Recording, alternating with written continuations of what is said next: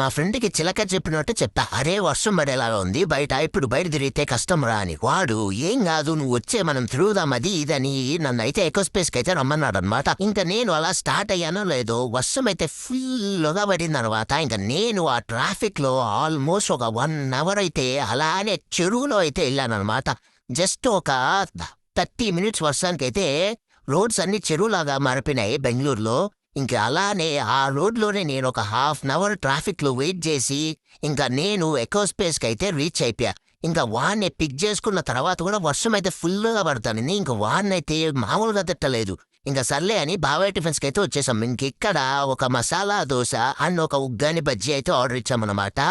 మళ్ళీ దాని తర్వాత కారం దోశ కూడా చెప్పుకున్నాము. టేస్ట్ చాలా బాగుంటుంది, మీరు కూడా ట్రై చేసేయండి.